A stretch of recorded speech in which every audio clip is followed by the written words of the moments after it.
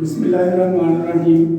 मैं अली रज़ा, आपका फिजिक्स का टीचर, और आज हमारा टॉपिक है टाइप्स ऑफ मैकेनिकल वेव।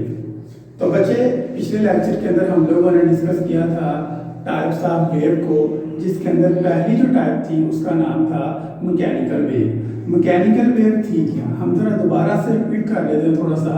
तो मैकेनिकल वेव ऐसी वेव थी जिनको एक जगह से दूसरी जगह ट्रांसफ़र होने के लिए किसी मीडियम की ज़रूरत होती है। ऐसी वेव को हम लोग क्या नाम देते हैं, मैकेनिकल वेव। तो आज हम लोग बेसिकली उसके टाइप्स के बारे में डिस्कस करेंगे, टाइप्स ऑफ मैकेनिकल वेव, जिसकी जो सबसे पहली टाइप है हमारे पास, उसका नाम है लॉन्गिट्यूडनल वेव। Longitudinal wave.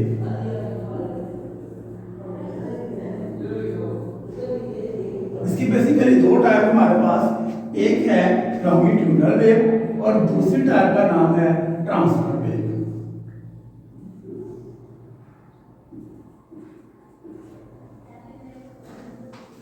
जी, तो सबसे पहली जो चीज है इसके अंदर हमारे पास लॉन्गिट्यूडनल वेव। बच्चे, इसको मैं एक्सप्लेन करने से पहले थोड़ा सा इसके बारे में बताना चाहूँगा। ये टॉपिक आपने करने से पहले आपने अपने माइंड के अंदर दो चीज़ों को रखना है, जिनके अंदर जो सबसे पहली बात है वो है आपके पास पार्टिकल ऑफ मीडियम,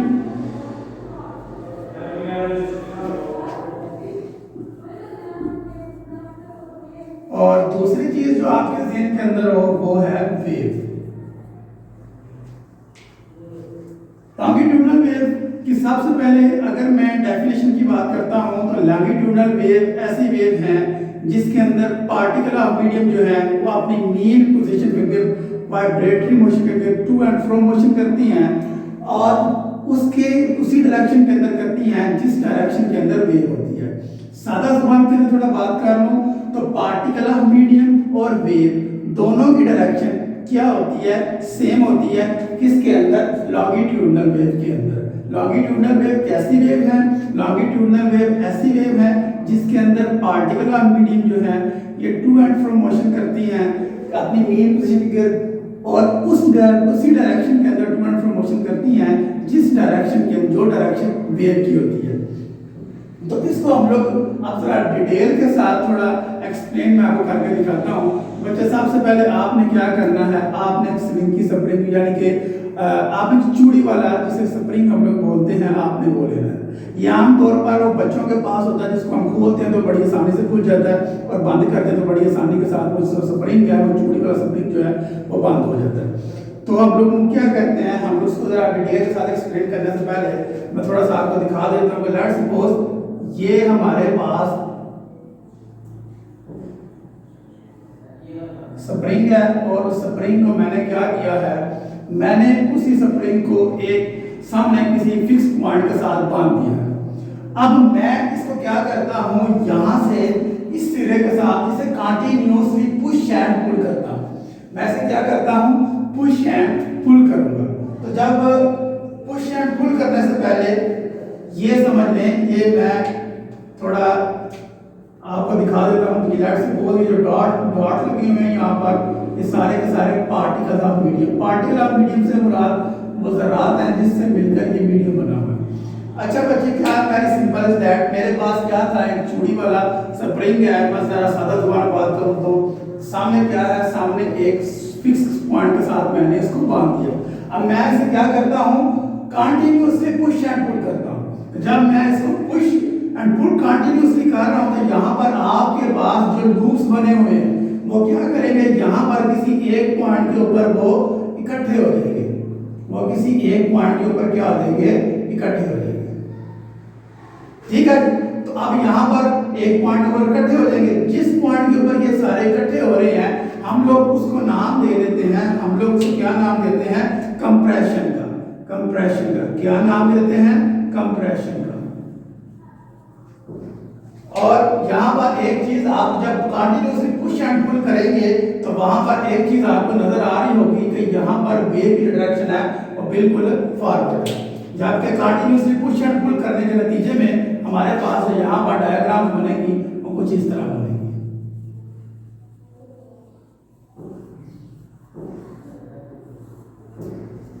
ये क्या है, ये वो हिस्सा है जहां पर लूप्स के दरमियान स्पेस है, और ये वो हिस्सा है जहां पर लूप्स के दरमियान कोई स्पेस नहीं है, वो इकट्ठे हैं। तो जहां पर लूप्स के दरमियान कोई स्पेस नहीं होती उसे हम क्या नाम देते हैं, कंप्रेशन का, और जहां पर लूप्स के दरमियान स्पेस होती है उसको हम लोग नाम देते हैं रेयरफैक्शन का। अच्छा बच्चे, इसके अंदर क्या है, इसके अंदर हम वाज़ह तौर पर नजर आ रहा है कि पार्टिकल ऑफ मीडियम और वेव दोनों की डायरेक्शन क्या होती है, सेम होती है। तो लॉन्गिट्यूडिनल वेव कौन सी वेव है, लॉन्गिट्यूडिनल वेव ऐसी वेव है जिसके अंदर पार्टिकल ऑफ मीडियम और वेव दोनों की डायरेक्शन क्या होती है, वो बिल्कुल सेम होती है। तो इसके अंदर आपको वाज़ह तौर पर नजर आ रहा है, अगर हम डायग्राम्स को देखते हैं कि जब हमने इस चूड़ी वाले स्प्रिंग को कंटीन्यूअसली पुश एंड पुल किया है तो उसके नतीजे में क्या हुआ है, यहाँ पर कंप्रेशन और रेयरफैक्शन बढ़ने के अलावा हमें यह चीज बात नजर आ रही है कि जिस डायरेक्शन के अंदर ये डायरेक्शन आपके पास किसकी, वेव की, और यही डायरेक्शन में आपको पार्टिकल मीडियम मीन पोजीशन के आगे पीछे कंटीन्यूअसली मोशन करते हुए आपको नजर आ रहे हैं। तो लॉन्गिट्यूडिनल वेव कैसी वेव थी, लॉन्गिट्यूडिनल वेव ऐसी वेव है जिनके अंदर पार्टिकल ऑफ मीडियम और वेव दोनों की डायरेक्शन क्या होती है, बिल्कुल सेम होती है। अच्छा तो बच्चे, ये आपके पास जहां पर लूप्स के दरमियान गैप था उस चीज को हम लोगों ने नाम दिया था रेयरफैक्शन का। तो दो रेयरफैक्शन के दरमियानी फासले को हम लोग क्या नाम देते हैं, वेवलेंथ का। क्या नाम देते हैं जी, वेवलेंथ का।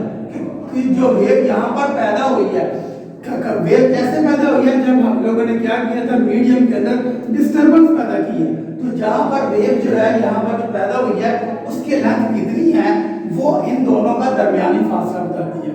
वो दो कंप्रेशन या दो रिफ्लेक्शन दोनों के दरमियानी फासले को से हम लोग पता लग सकता है कि उस वेव की लेंथ कितनी है। तो जी बच्चे, इसकी दूसरी टाइप का नाम क्या है, इसकी दूसरी टाइप का नाम है transverse wave. Types of mechanical wave की दो टाइप्स हम लोग डिस्कस कर रहे हैं। पहली टाइप का नाम था लॉन्गिट्यूडिनल वेव, जबकि दूसरी टाइप है ट्रांसवर्स वेव। ट्रांसवर्स वेव के अंदर क्या होता है, इन दोनों चीजों को ही आपने ध्यान के अंदर रखना है। कौन कौन सी, पार्टिकल ऑफ मीडियम और दूसरी चीज क्या है, वेव।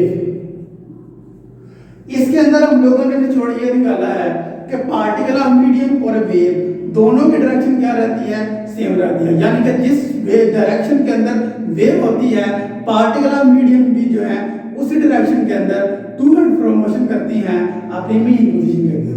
तो बच्चे, ट्रांसफर वेव के अंदर क्या होता है, एक्चुअली हुआ यह था कि यहाँ पर आपके पास जो स्लिंकी एक स्प्रिंग था उसको आपने कंटिन्यूअसली क्या किया था, उसको कंटिन्यूअसली हमने पुश एंड पुल किया था। क्या किया था जी, पुश एंड पुल किया था। लेकिन इसके काम के अंदर क्या करना है, ट्रांसफर वेव के अंदर क्या करना है, ट्रांसफर वेव के अंदर आपके पास जो स्प्रिंग है आपने उसको पुश एंड पुल नहीं करना, बल्कि आपने उसको जर्क देना है। किस तरह, जैसे दो दोस्त एक दोस्त के हाथ में हम लोग एक रस्सी पकड़ा देते हैं और दूसरा दोस्त जर्क करता है रस्सी के अंदर वेव पैदा करने के लिए। सिमिलरली इसी तरह हम लोगों ने जर्क करना है किसके अंदर, उस स्प्रिंग के अंदर। तो जब आप स्प्रिंग के अंदर जर्क देंगे तो वहां पर हमारे पास कुछ इस तरह की सूरत हाल पैदा होगी।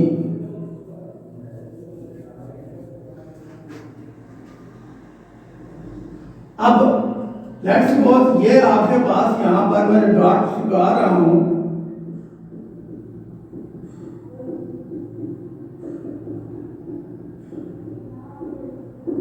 ये बेसिकली आपके पास पार्टिकल ऑफ मीडियम है। तो इसके केस के अंदर क्या होता है, इस केस के अंदर ये होता है कि वेव की जो डायरेक्शन होती है वो सीधी होती है, जबकि पार्टिकल ऑफ मीडियम जो है वो अपने मीन पोजीशन पर अप एंड डाउन मोशन करते हैं। क्या करते हैं जी, अप एंड डाउन मोशन करते हैं।